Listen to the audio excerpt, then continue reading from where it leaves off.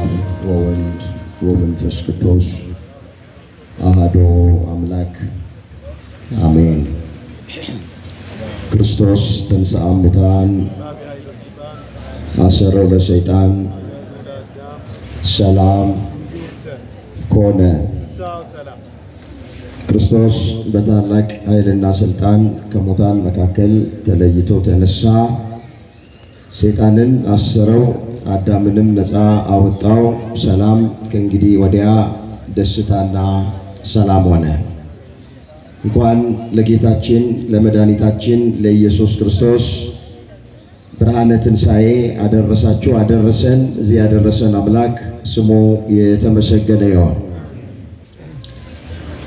በቅድሚያ የተከበሩ አባታችን መላከ መዊ ቆሞስ አባ ገብረ ሥላሴ ጠባይ የዚህ አንጋፋ ገዳም አበምኔት ዋና አስተዳዳሪ፣ አበው መነኮሳት፣ ካህናት አባቶቻችን፣ መምህራነ ወንጌል፣ ዘማሪያንና ዘማሪያት በዚህ የቅድስና ተራራ ላይ ኪዳነ ምሕረትን ለመማፀን እግዚአብሔርን ለማምለክ ከሩቅም ከቅርብም የተሰበሰባችሁ አባቶች፣ እናቶች፣ እህቶች፣ ወንድሞች፣ ሕፃናትን ጨምሮ በእግዚአብሔር ሰላምታ እንደምን አደራችሁ? እንደምን አደራችሁ? አሜን። አምላካችን እግዚአብሔር ያለፈውን ጊዜ በሰላምና በጤና አስፈጽሞን በእድሜያችን ላይ ይህችን ቀን ተጨማሪ አድርጎልን ቃሉ በሚነገርበት ስፍራ ላይ የሰበሰበን የአባቶቻችን አምላክ የእኛም አምላክ እግዚአብሔር ስለማይነገር ስጦታው ቅዱስ ጳውሎስ እንደተናገረ ክብርና ምስጋና ይግባው። የእናታችን የእመቤታችን የቅድስት ድንግል ማርያም አማላጅነት አይለየን። እግዚአብሔር አምላካችን በጉባኤያችን መካከል ተገኝቶ የተሰወረውን የወንጌል ምስጢር ለሁላችንም ገልጦ የሚረባንንና የሚጠቅመንን ነገር እንዲያስተምረን የሱ ቅዱስ ፍቃዱ ይሁንልን። በድጋሚ እንኳን አደረሳችሁ። እስኪ እዚህ ያደረሰንን አምላክ በእልልታና በጭብጨባ ከፍ አድርጋችሁ አመስግኑት። እግዚአብሔር የተመሰገነ ይሁን። ድገሙና አመስግኑት። እግዚአብሔር የተመሰገነ ይሁን። ነገር በሶስት ይጸናል። ለሶስተኛ ጊዜ እዚህ ያደረሰንን አምላክ አመስግኑት። እሺ፣ ወደ ዕለቱ የወንጌል አገልግሎት እንሄዳለን።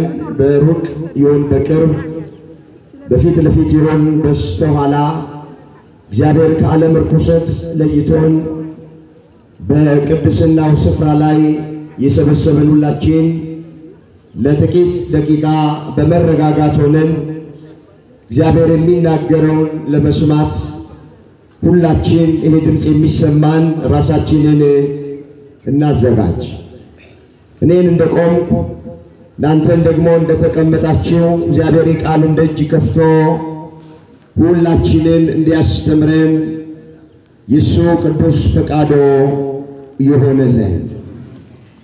ለዛሬ እግዚአብሔር በሰጠን ጊዜና ሰዓት የምንማማርበት የትምህርታችን ርዕስ የሚሆነው እንደተናገረ ተነስቷል የሚል ይሆናል።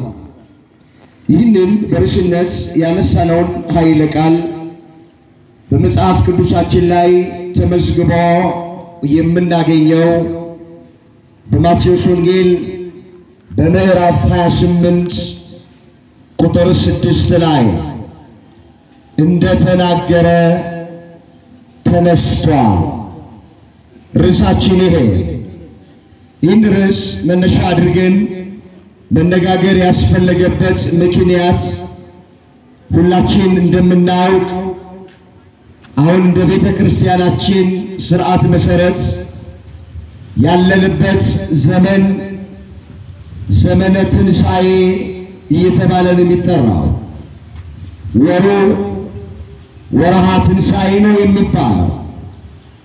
ጌታችን መድኃኒታችን ኢየሱስ ክርስቶስ በሦስተኛው ቀን መግነዝ ፍቱልኝ መቃብር ክፈቱልኝ ሳይል በፈቃዱ ስለ ሰው ልጆች የሞተ ጌታ በሦስተኛው ቀን በስልጣኑ ሞትን ድል አድርጎ የተነሳበትን በቤተ ክርስቲያን እያሰብን ነው ያለነው።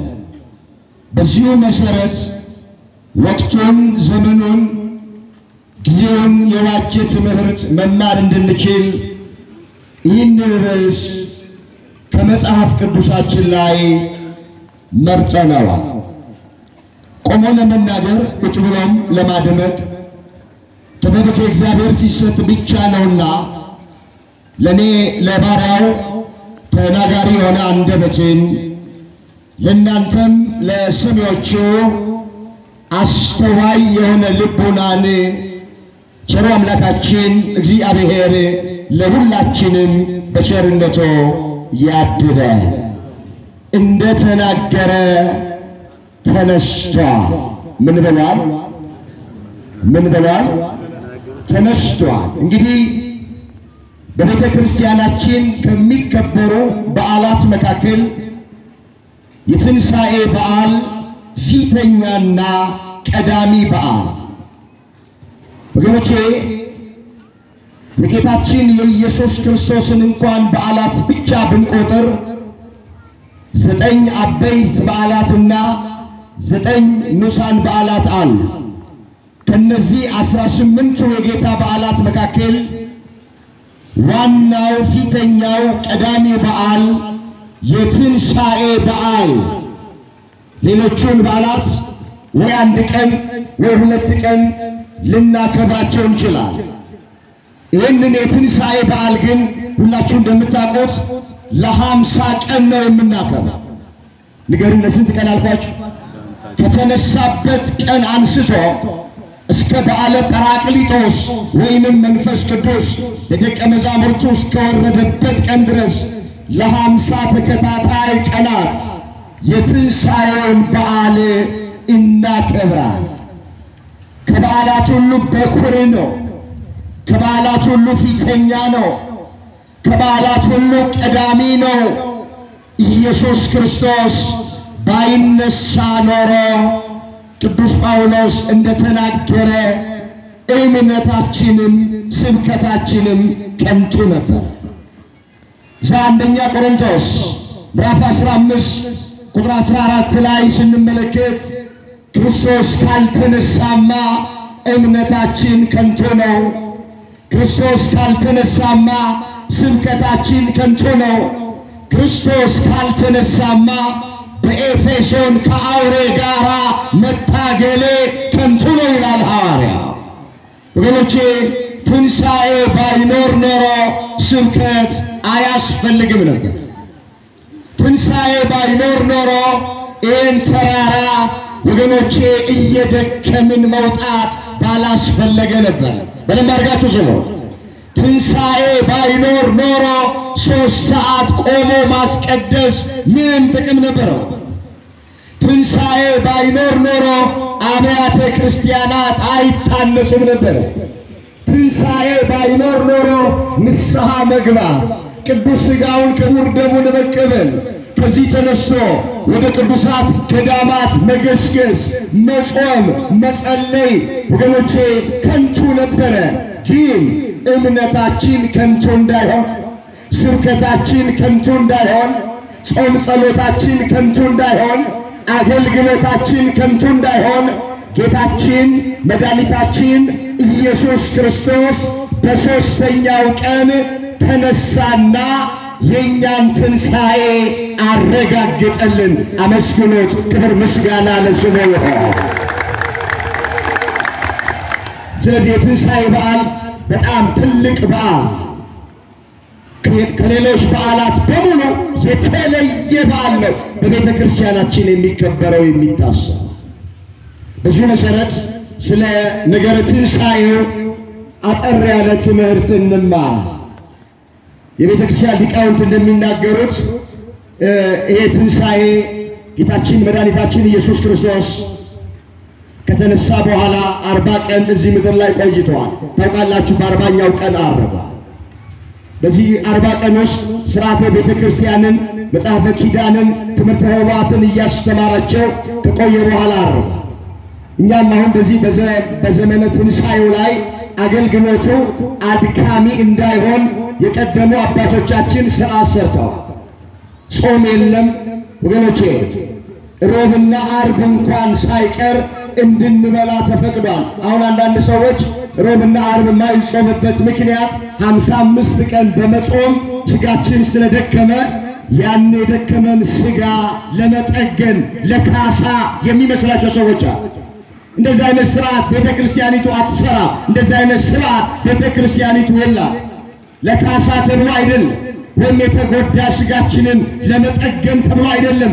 50ውን ቀን ሮብና ዓርብን ጨምረን ተድላ ስጋ ተድላ ነፍስ የምናደርገው ወገኖቼ፣ ይቺ 50ዋ ቀን በመንግሥተ ሰማያት የምንኖረው ኑሮ ምን አይነት እንደሚመስል የምንማርባት ወቅት ናት። ይቺ 50 ፋሲካ በመንግሥተ ሰማያት ታውቃላችሁ፣ ጾም የለም። በመንግሥተ ሰማያት ስግደት የለም። በመንግሥተ ሰማያት ድካም የለም። በክርስቶስ ሞትና ትንሣኤ ነፃ ስለወጣን ከሱ ጋራ ቅዱስ ቅዱስ ቅዱስ እያልን እያመሰገንነው መኖር እንጂ በሰማይ ወገኖቼ በምድር እንዳለው ድካም መውጣት መውረድ የለበትም። ያንን ለማሰብ ቤተክርስቲያን ይህን ሥራ ሰርታለች። ታውቃላችሁ፣ ከትንሣኤው አንስቶ እስከ ዳግም ትንሣኤው ድረስ እያንዳንዱ ቀን የክርስቶስ ትንሣኤ በስፋት የሚነገርበት ቀን። ሰኞ ማዕዶት ብላ፣ ማክሰኞም ቶማስ ብላ፣ ሮብን አልዓዛር ብላ፣ ሐሙስን አዳም ብላ፣ ዓርብን ቤተክርስቲያን ብላ፣ ቅዳሜን ቅዱሳት አንስት፣ እሁድን ደግሞ ዳግም ትንሣኤ ብላ አንዱን ሳምንት ወገኖቼ እንደ አንድ ቀን አድርጋ ነው ቤተክርስቲያን የክርስቶስን ትንሣኤ የምታስበው፣ ለልጆቿ የምታስተምረው። ቃለ እግዚአብሔሩ ተመሳሳይ ነው፣ አንድ ነው። በዚህ ሰሞን ውስጥ የሚዘመረው መዝሙር፣ የሚሰበከው ምስባክ፣ የሚነገረው ቃለ እግዚአብሔር በሙሉ በነገረ ትንሣኤው ዙሪያ ነው። ከዚህ የምናስቀድመው ምንም ነገር የለም። ስለ ሌላ አንናገርም። ስለ ክርስቶስ መነሳት ነው። ሰላምታችን እንኳን ይሄ ነው። ስንገናኝ ክርስቶስ ተንሥአ እሙታን በዐቢይ ኃይል ወሥልጣን አሰሮ ለሰይጣን አግዓዞ ለአዳም ሰላም እምይእዜሰ ኮነ ፍስሐ ወሰላም እያልን የክርስቶስን ትንሣኤ ነው የምናውጀው። የትንሣኤውን ኃይል ነው የምንገልጠው። የትንሣኤው ምስክሮች ነን። አመስግኑት፣ ምስክሮቹ ያደረገን ነው። ስለዚህ ምን እያልኳችሁ ነው? ብዙ አላበዛባችሁም። አጭር ነገር ብቻ ነው ማስታወሳችሁ እያልኳችሁ። ለምን የዘመነ ትንሣኤ አገልግሎት አድካሚ እንዳይሆን አባቶቻችን ሥራ ሰርተዋል። በክርስቶስ ሞትና ትንሣኤ ፍጹም ድኅነት አግኝተናል። ፍጹም ረፍት አግኝተናል። ወደ ርዕሳችን ጋር ልምጣ። ርዕሳችን እንደተናገረ ተነስቷል። እስኪ እንደተናገረ ብዙ ናችሁ፣ ድምጻችሁ ያንሳል። እንደተናገረ ተነስቷል። ምን ብላ ተነስቷል? ምን እንዳለ እንደተናገረ። ወገኖቼ ኢየሱስ ክርስቶስ ወደዚህ ምድር የመጣው ለመሞት ነው። ሁላችንም ወደዚህ ምድር የመጣ ነው ለመኖር፣ ለመሞት ብሎ የመጣ ማንም ሰው የክርስቶስን ልዩ የሚያደርገው ክርስቶስ ወደዚህ ምድር የመጣበት ዓላማ ለመሞት ነው የመጣው። አስቀድሞም በነቢያት ትንቢት ተናግሯል። በምሳሌም ተመስሎ ተነግሯል። እሱ ራሱን በማስተማር ወራቱ እንደሚሞት ተናግሯል። አሁን አንዳንድ ከኛ ቤተ እምነት ውጭ ያሉ ሰዎች ኢየሱስ ክርስቶስ አልተሰቀለም፣ ሊሰቅሉት ሲል አምልጦ ሸሽቶ ሄዷል ብለው የሚናገሩ ሰዎች አሉ። እንደዚህ አይነት ትምህርት የለም በመጽሐፍ ቅዱስ። ኢየሱስ ክርስቶስ ሊሞት ነው የመጣው። እንደሚሞት ነቢያት በብሉይ ኪዳን ሆነው በአዲስ ኪዳን ስለሚሆነው ነገር ትንቢት ተናግረውለት፣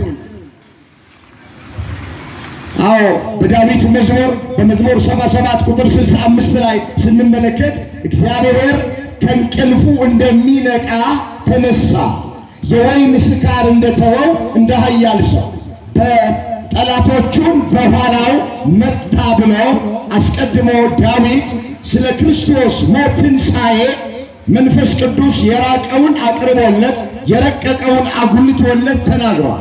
መዝሙር 77 ቁጥር 65 ላይ የተመዘገበ ቃል። በማስተማር ወራቱ እሱ ራሱ እንዲህ ያለ ይናገር ነበር። እነሆ በገሊላም ሲመላለስ የሰው ልጅ በሰዎች እጅ አልፎ ይሰጥ ዘንድ አለው፣ ይገድሉትማል፣ በሦስተኛው ቀን ግን ይነሳል አላቸው። ደቀ መዛሙርቱም እጅግ አዘኑ ተብሎ ተጽፏል። ማቴዎስ 17 ቁጥር 22 ላይ የተመዘገበ እግዚአብሔር። ስለዚህ ኢየሱስ ክርስቶስ ወደዚህ ምድር የመጣበት ዓላማ ምንድነው ብለን ስንል በሞቱ ለኛ ሕይወት ሊሰጠን ነው የመጣው። ሁላችን ለመኖር ነው የመጣ ነው። ቅድም እንዳልነው ኢየሱስ ክርስቶስ ግን ወደዚህ ምድር የመጣው ለመሞት። ማንም ሰው መሞትን አይፈልግም ታውቃላችሁ። ሞት ፈልቅቆ ነው የሚወስደን ሁላችንም። ሰው ላለመሞት ጠዋት ተነስቶ በሰንበት ስፖርት ይሰራል። ሰው ላለመሞት ምግቡን እየመረጠ ይበላል። ታውቃላችሁ ሁላችን መሞት አንፈልግም። ለመሞት አልመጣንም። ሞት አስገድዶ ነው የሚወስደው። ክርስቶስ ግን ከዚህ የተለየ ነው። ወደዚህ ምድር ሲመጣ ለሰው ልጆች ሊሞት በሞቱ ሕይወት ሊሰጠን ተቸንክሮ ከችንካር ሊያላቅቀን ርቃኑን ሆኖ ጸጋውን ሊያለብሰን ተዋርዶ ሊያከብረን አንገቱን ዘንበል አድርጎ ቀና ብለን እንድንሄድ ሊያደርገን እሱ ደሃ ሆኖ በሱ ድህነት እኛን ባለጠጎች ሊያደርገን ነው ኢየሱስ ክርስቶስ ወደዚህ ምድር የመጣ። እንዲህም እያለ ለደቀ መዛሙርቱ ይነግራቸው ነበር። ጥቂት ጊዜ አለ ታዩኛላችሁ፣ ደግሞ ጥቂት ጊዜ አለ አታዩኝም፣ ወደ አባቴ እሄዳለሁ እያለ ስለ ሞቱ ይነግራቸው ነበር።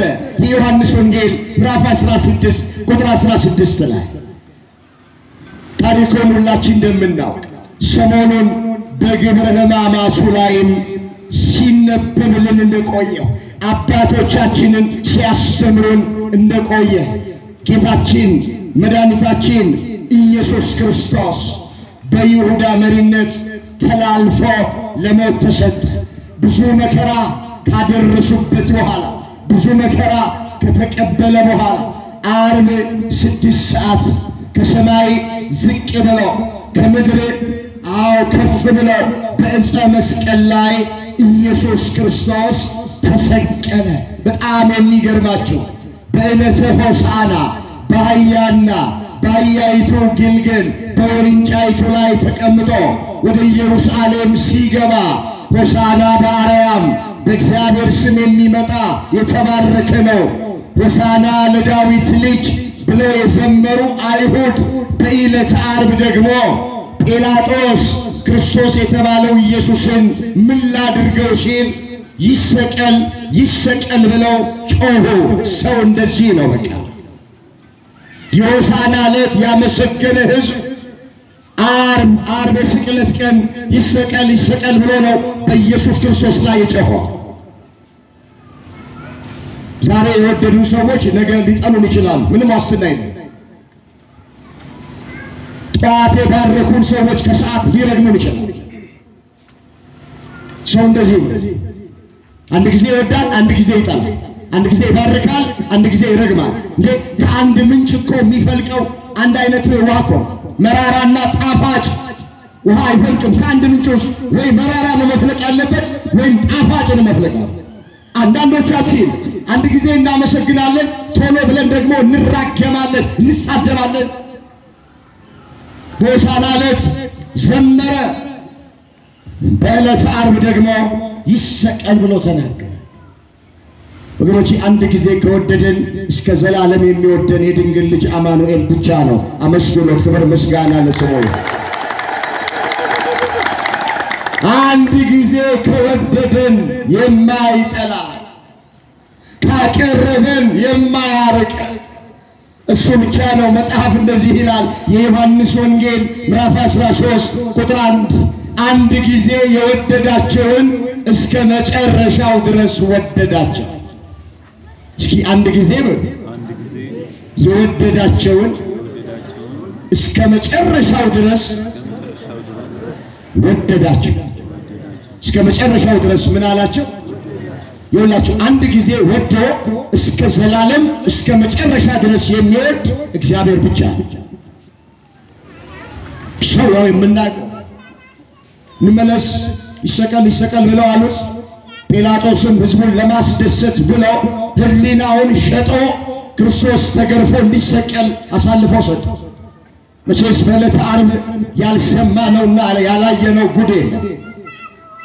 ይሁዳ ልቡ በፍቅረ ነዋይ ተቃጥሎበት መምህሩን ጌታውን በ30 ብር የሸጠበት ቀን ጲላጦስ ሕሊናውን ያጣ ንጉሥ ነው።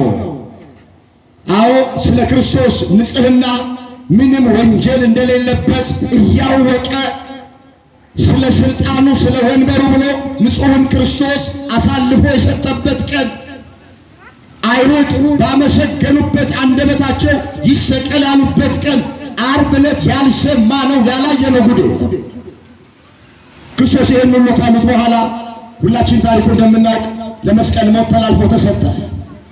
አንዱ ክርስቶስ ለሁላችንም ሞተ፣ ተቀበረ። ነገር ግን እንደሞተም እንደተቀበረም አልቀረም። አስቀድሞ እንደተናገረ በሦስተኛው ቀን ቅዳሜ ሌሊት ለእሑድ አጥቢያ መግነዝ ፍቱልኝ፣ መቃብር ክፈቱልኝ ሳይል የኛ አምላክ ሙስና መቃብርን መፍረስ መበስበስን አጥፍቶ አው በታላቅ ኃይልና በታላቅ ስልጣን ሞትን ድል አድርጎ ተነሳ። ክብር ምስጋና ለአምላካችን ለእግዚአብሔር ይሁን። እንደተናገረ ተነስቷል ማለት ይሄ ነው። ርዕሳችን ይሄ ነው። እነሳለሁ ብሎ በነቢያት አስቀድሞ ተናግሮ ነበር። እነሳለሁ ብሎ በገሊላ ሲመላለስ ለደቀ መዛሙርቱ ነግሯቸው ነበር። ዮናስ በአሳ አንበሪ ሆድ ውስጥ 3 መዓልትና 3 ሌሊት እንደቆየ እነሆ የሰው ልጅም በመቃብር ውስጥ 3 ቀን 3 ሌሊት ይቆያል ከዛም ይነሳል ብሎ በምሳሌ መስሎ ነግሯቸው ነበረ። እንደተናገረ መድኃኔ ዓለም ኢየሱስ ክርስቶስ በሦስተኛው ቀን ተነሳ። ክብር ይግባው መድኃኔ ዓለም ሞትን ድል አድርጎ ተነሳ። ታውቃላችሁ ሞት ብዙዎቹን አሸንፏል፣ መቃብርም ብዙዎቹን አስቀርቷቸዋል። ብዙ የሃይማኖት መስራቾች፣ ብዙ ዝነኛና ስመጥር የሆኑ ሰዎች ሞተዋል። ነገር ግን ሞተው ፈርሰው በስብሰው እስካሁን በመቃብር ውስጥ ነው ያሉት። ማንም ሰው እስካሁን ሞትን ድል አድርጎ የተነሳ ክርስቶስ ግን ሞት አላሸነፈውም፣ መቃብርም አላስቀረውም። ሕይወት ስለሆነ ሞት አላሸነፈው፣ ትንሣኤ ስለሆነ መቃብር ይዞ አላስቀረውም። መጽሐፍ እንደዚህ ይላል፣ እግዚአብሔር ግን አለ የሞትን ጣር አጥፍቶ አስነሳው፣ ሞት ይዘው ዘንድ አልቻለምና አለ። የሐዋርያት ሥራ ምዕራፍ 2 ቁጥር 24 ላይ የተመዘገበ እግዚአብሔር ቃል።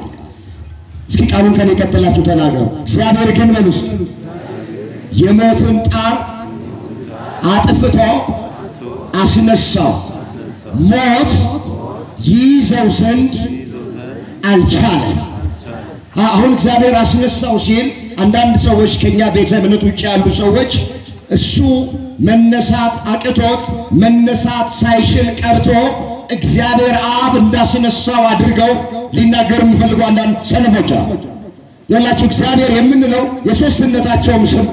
ስለዚህ እግዚአብሔር የሞትን ጣር አጥፍቶ አስነሳው ስንል አብ ወልድ መንፈስ ቅዱስ በፈቃድ አንድ መሆናቸውን የሚያጠይቅ ቃል።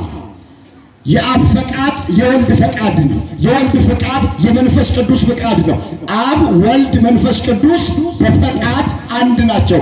አብ ማድረግ የሚችለውን ወልድ ያደርጋል፣ ወልድ ማድረግ የሚችለውን መንፈስ ቅዱስ ያደርጋል። ስለዚህ አንድነታቸውን ለማጠየቅ በፈቃድ አንድ እንደሆኑ ለማጠየቅ እግዚአብሔር ግን የሞት ጣር አጥፍቶ አስነሳው፣ ሞት ይዘው ዘንድ አልቻለም ይላል። ብዙዎቹን ሞት ይዞ አስቀርጧቸው ገና ትንሣኤ ዘጉባኤን የሚጠብቁ ትንሣኤ ሙታንን የሚጠብቁ ሰዎች አሉ። ክርስቶስ ግን ሕይወት ስለሆነ ሞት አላሸነፈውም፣ ትንሣኤ ስለሆነ መቃብር ይዞ አላስቀረው። በሦስተኛው ቀን የኛ ጌታ ሞትን ድል አድርጎ ሞትን ለዘላለም ውጦ ተነስቷል። የሱ ትንሣኤ የኛን ትንሣኤ ያረጋግጥልናል። ከተነሳ በኋላ እንመለስ። በቀጥታ የሄደው ወደ ደቀ መዛሙርቱ ነው። ይህ ታሪክ በዮሐንስ ወንጌል በምዕራፍ 20 ቁጥር 19 ጀምሮ የተመዘገበ ነው። አነበዋለሁ። እንደዚህ ይላል። ያም ቀን እርሱም ከሳምንቱ ፊተኛው በመሸ ጊዜ ደቀ መዛሙርቱ ተሰብስበው በነበሩበት አይሁድን ስለፈሩ ደጆቹ ተዘግተው ሳሉ ኢየሱስ መጣ፣ በመካከላቸውም ቆሞ ሰላም ለእናንተ ይሁን አላቸው። ይህንን ብሎ እጆቹን ጎኑን አሳያቸው። ደቀ መዛሙርቱም ጌታን ባዩት ጊዜ ደስ አላቸው ይላል። እንኳን ደስ ያላችሁ። በደቀ መዛሙርቱ አሁን የክርስቶስን ትንሣኤ አይተናል። ቃሉን አስተውሉት። ከሳምንቱ ፊተኛው ቀን የሚለው እሁድን፣ የሳምንቱን ፊተኛ ቀን ሚላት ዕለተ ሰንበት እሁድን በመሸ ጊዜ ደቀ መዛሙርቱ አይሁድን ስለፈሩ በአንድ በተዘጋ ደጃፍ በአንድ በተዘጋ ቤት ውስጥ ተሰብስበው ነበረ። በእሱ የደረሰ በእኛ እንዳይደርስ፣ እሱን እንደሰቀሉት እኛን እንዳይሰቅሉን፣ እሱ እንደገረፉት እኛን እንዳይገርፉን፣ በእሱ ላይ መከራ እንዳደረሱበት በእኛ ላይ መከራ ያደርሱብናል ብለው ገና መንፈስ ቅዱስን ስላልተቀበሉ ይፈሩ ነበርና ስለፈሩ በአንድ ቤት ውስጥ ደጃፍ ዘግተው ተሰብስበው ተቀምጠው ነበረ። እጃቸውን አጣምረው ቁጭ ብለው በሐዘን በትካዜ ሆነው ዙሪያው ገደል ሆነባቸው፣ ቀኑ ጨልሞባቸው በአንድ ቤት ውስጥ ተሰብስበው ነበረ ይላል። በዛ ተሰብስበው ሳሉ ኢየሱስ ክርስቶስ ከተነሳ በኋላ ደቀ መዛሙርቱ ወዳሉበት ቦታ መጣ። ሳይከፍት ገባና በሩን ሳይከፍት መስኮቱን ሳይከፍት ገባና ሰላም ለእናንተ ይሁን አላቸው። ሰላም አጥተው ለተጨነቁት ደቀ መዛሙርቱ እውነተኛውን ሰላም ክርስቶስ ሰጣቸው። ይህን ሰላም ለሀገራችን ለኢትዮጵያ እግዚአብሔር ይስጥልን። ሰላም ለእናንተ ይሁን አላቸው። እግረ መንገዳችንን የቤተ ክርስቲያን መተርጉማን ሊቃውንት ደቀ መዛሙርቱ የነበሩባት ያቺ የተዘጋች ደጅ የድንግል ማርያም ምሳሌ ናት ብለው ይናገራል። የማን ምሳሌ ናት? በዓይነ ሕሊናችሁ ሳሉ ደቀ መዛሙርቱ አይሁድን ስለፈሩ ተሰብስበው የነበሩባት ያቺ የተዘጋች ደጅ ያቺ ቤት የእመቤታችን ምሳሌ ናት። እንዴት ያሉ እንደሆነ ክርስቶስ ወደዚህ ሲመጣ ወደዚች ቤት ደቀ መዛሙርቱ ወዳሉባት ቤት ሲመጣ ሳይከፍት ገብቶ በሩን ሳይከፍት መስኮቱን ሳይከፍት ገብቶ ነው ትንሣኤውን የገለጠላቸው። ሰላም ለእናንተ ይሁን ያላቸው። እንዴት ከእመቤታችን ጋር ይገናኛል ያሉ እንደሆነ ታውቃላችሁ። ወደ እመቤታችን ሊጸነስ ሊወለድ ኢየሱስ ክርስቶስ ሲመጣ ማኅተመ ድንግልናዋን ሳይጥስ ማኅተመ ድንግልናዋን ሳያፈልስ በድንግልና ተጸንሶ በድንግልና ነው የተወለደው። ክብር ይግባት ወላዲተ አምላክ፣ ክብር ይግባት እናታችን። ይቺ የተዘጋች ደጅ የድንግል ማርያም ምሳሌ አስቀድሞ ነቢዩ ሕዝቅኤል እግዚአብሔር መንፈስ ቅዱስ የራቀውን አቅርቦለት የረቀቀውን አጉልቶለት ስለ እመቤታችን ዘላለማዊ ድንግልና እንዲህ ብሎ ተናግሯል። ሕዝቅኤል 44 ቁጥር 1 ላይ ወደ ምስራቅ ወደሚመለከተው በስተውጪ ወዳለው ወደ መቅደሱ በር አመጣኝ፣ ተዘግቶ ነበረ። ይህ በር ለዘላለም ተዘግቶ ይኖራል እንጂ ማንም አይገባበትም፣ ሰው አይገባበትም።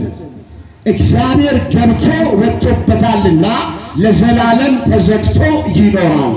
ይሄ በምስጢር ስለ እመቤታችን ዘላለማዊ ድንግልና ነቢዩ ሕዝቅኤል የተናገረው ቃል እመቤታችን ቅድስት ድንግል ማርያም ክርስቶስን ከወለደች በኋላ ማንንም አልወለደችም።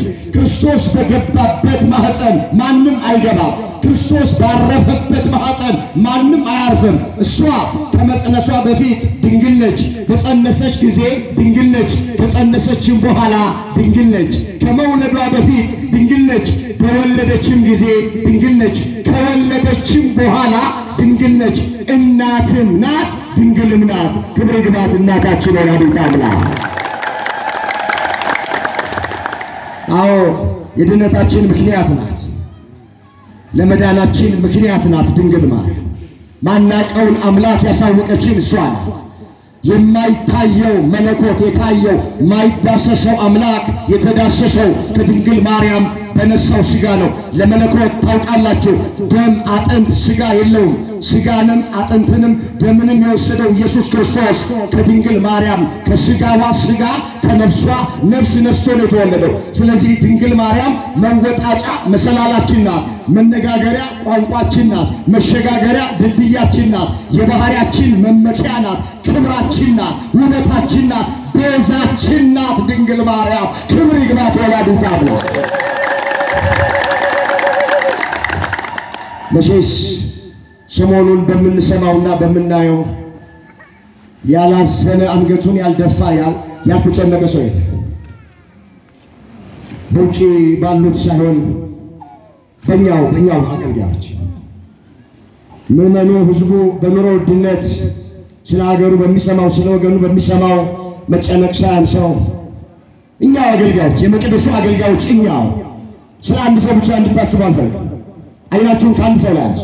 በእኛው በአገልጋዮች ሕዝባችንን እያስጨነቅነው በቁስሉ ላይ ጥዝጣዜ እየጨመርንበት በእንቅርት ላይ ጆሮ ደግፍ ሆነንበት እንደ ልባችን እየተናገረ በግድ የለሽነት ግለሰቦችን ለማስደሰት እያለ የቤተክርስቲያኒቱን ዶግማ ቀኖና ትውፊት እየጣሱ ሕዝቡን እያስጨነቅነው ነው ያለ። በዚህ መንገድ ላሉት አገልጋዮች እግዚአብሔር በቸርነቱ ልብ ይስጠን። አዲስ ትምህርት ለሚያስተምሩ እንግዳ ትምህርት ለሚያስተምሩ ልዩ ወንጌል ለሚሰብኩት አገልጋዮች እግዚአብሔር ልብና ማስተዋልን ይስጠን። ኦርቶዶክሳውያን አትደንግጡ፣ አትጨነቁ። ይህ ይሆን ዘንድ ግድ ነው። ቤተክርስቲያን ከተመሰረተችበት ቀን ጀምሮ ፈተና ተለይቷት አያውቅም። ትናንትም ፈተና ነበረባት ከውስጥም ከውጭም፣ ዛሬም ፈተና አለባት ከውስጥም ከውጭም፣ ነገም ፈተና ይኖርባታል። አትደንግጡ፣ አትጨነቁ፣ አትሸበሩ። ገበቴ ላይ እንዳለ ውሃ አትወላውሉ። ንፋስ እንደመታው ሸምበቆ አትወዝወዙ። መጽሐፍ ቅዱስን አስተውሉ፣ የእግዚአብሔርን ቃል አስተውሉ፣ ዘመኑን ዋጁት። መጽሐፍ ምንድን ነው የሚለው? በአንዳችም ነገር በተቃዋሚዎች አትደንግጡ፣ ይህ ለእነርሱ የጥፋት ለእናንተ ግን የመዳን ምልክት ነው ተብሎ ተጽፏል እኮ ፊልጵስዩስ ምዕራፍ 1 ቁጥር 28 ላይ። ቃሉን ከኔ ቀጥላችሁ ተናገሩ። በአንዳችም እንኳን በሉ እስኪ በተቃዋሚዎች አትደንግጡ፣ ይህ ለእነርሱ የጥፋት ለእናንተ ግን የመዳን ምልክት ነው። የምን ምልክት ነው? በቃ አትደንግጡ የሚባለው በተቃዋሚዎች አትደንግጡ ነው የተባለው። በማርያም ቤዛነት አትደንግጡ አልተባለም። እሱንማ እነ ቅዱስ ያሬድ እነ አባ ጊዮርጊስ ዘጋስጫ ሌሎም ጸጋ የበዛላቸው እነ ቅዱስ ኤፍሬም እነ አባ ሕርያቆስ ሌሎቹም የቤተ ክርስቲያን ሊቃውንት የቀደሙት አባቶቻችን የድህነት ምክንያት እንደሆነች ቤዛ እንደሆነች ወገኖች አማላጅ እንደሆነች በእግዚአብሔር ፊት የምትቆም እንደሆነች ከፈጣሪ በታች ከፍጡራን ሁሉ በላይ የከበረች እንደሆነችማ የቀደሙት አባቶቻችን በመንፈስ ቅዱስ ሆነው በስሜት አይደለም በመንፈስ ቅዱስ ሆነው ስለ እመቤታችን ክብር፣ ንጽህና፣ ቅድስና፣ ቤዛነት፣ አማላጅነት ክብር መስክረውላታል። ክብር ስጧት እስኪ አሁን ለድንግል ማርያም ክብር ይግባታል። ስለዚህ እግዚአብሔር ልጆች ይሄ ድምጽ የሚሰማችሁ በሩቅ በቅርብ ያላችሁ በምትሰሙት በምታደምቁት አትጨነቁ። እኛ ማንንም የመውቀስ ማንንም ከፍና ዝቅ አድርጎ የማድረግ ጠባይም ልማድም የለብንም። ግን እነሱ ያንን ክፉ ነገር ለመናገር ከደፈሩ ለማቅናት፣ ህዝቡን ለማሳረፍ፣ ህዝቡን ለማጽናናት የእግዚአብሔር ቃል ጠቅሰን ግን እንናገራለን። መጽሐፍ ልዩ ልዩ አይነት በሆነ በእንግዳ ትምህርት አትወሰዱ ነው የሚለው። ዕብራውያን 13 ቁጥር 9 ላይ የተመዘገበ እግዚአብሔር ቃል። እስኪ ልዩ ልዩ አይነት በሆነ በእንግዳ ትምህርት አትወሰዱ። ምን አትበሉ? በቃ እንግዳ ትምህርት ይኖራል። በክርስቶስ ላይ እንግዳ ትምህርት ይኖራል። በድንግል ማርያም ላይ እንግዳ ትምህርት ይኖራል። በቅዱሳን መላእክት ዙሪያ እንግዳ ትምህርት ይኖራል። በጻድቃን በሰማዕታቱ ላይ እንግዳ ትምህርት ይኖራል። ወንጌሉን የሚያጣምሙ ሊኖሩ ይችላሉ። በቃ አትወሰዱ ስለተባልን መወሰድ የለብንም። ከዚህ በኋላ ብዙ ነገር ልንሰማ እንችላለን። እግዚአብሔር ልጆች የባሰ ነገር ሊመጣ ይችላል።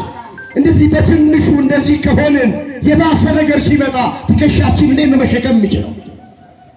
ስለዚህ ቅዱስ ጳውሎስ ያ ከሰበክነው ወንጌል ውጪ የሰማይ መላእክትም ማንም ሰው ቢሰብክላችሁ የተረገመ ይሁን ብሎ ተናግሯል። ምን ያለ ይሁን? በቃ ገላትያ ምዕራፍ 1 ቁጥር 6 ላይ እኛ ከሰበክንላችሁ ወንጌል የተለየ ወንጌል የሚሰብክ ሰው ቢኖር የሰማይ መልአክም ቢሆን የተረገመ ይሆን ነው።